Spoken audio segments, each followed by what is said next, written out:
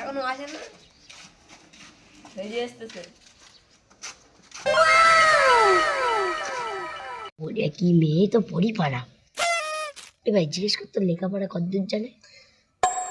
ভাত রান্তি কি আবার লেখাপড়া জানতে হয় নাকি? দুবেলা দুমুটো খাবে। এ ভাই টাউন তুই জানে গিয়ে জিজ্ঞেস করতো। তুই যেন মুকেশ আম্বানির ছেলে, দিনের টাকা আসছে 400 টাকা।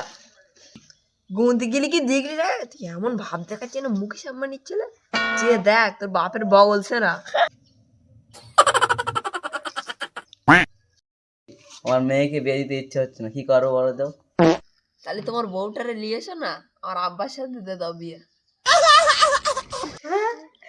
আমি রাজি রাজি রাজি। A few moments later.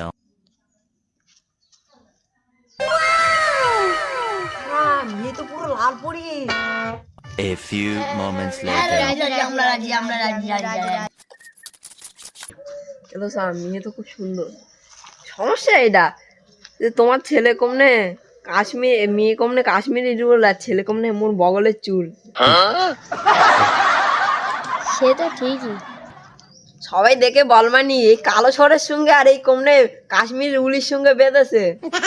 বাপের চোখে কি বাদ পড়লো? ওই কেলোমুখো বাজারের সঙ্গে ওই মেয়ের বেঁধেছে। চলো কথাবার্তা সব মিটকে ফেলে। এ ভাই ওই সুন্দরী মেয়েটার নামটা জিজ্ঞেস কর দি। তোমার নামটা বলো তোমার। হ্যাঁ পিছন দিয়ে না মুখ দিয়ে নামটা বলো। কি জানি মেয়ে তো কথা বলতে জানি না। ঘটক বাবু আমাদের আগে বলোনি কেন যে মেয়ে বোবা? বলতে ভুলে গেছিল। কি ভাই আমি তো আমার বউর মুখ থেকে 3টে শব্দ কোনোদিন শুনতেই পাবো না। এই শব্দটা তুই একটা কেলে বাবর। কি ভাই না না আই লাভ ইউ। আরে শুনতে পাবি এরম করে আই আই ও। তুমি একটু হেঁটে দেখাও তো দেখি। এখনই তো হেঁটে হেঁটে আসলে আর কি দেখবে? তখন তোমরা তো ধরে আনলে, এখন একটু একলা হেঁটে দেখাক দেখি।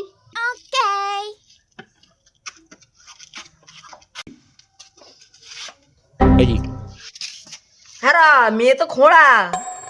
বাথরুমে যখন যাবো তখন তো আমারই লেহাতে হবে তখন। আরে এটাও বলতে ভুলে গেছিল।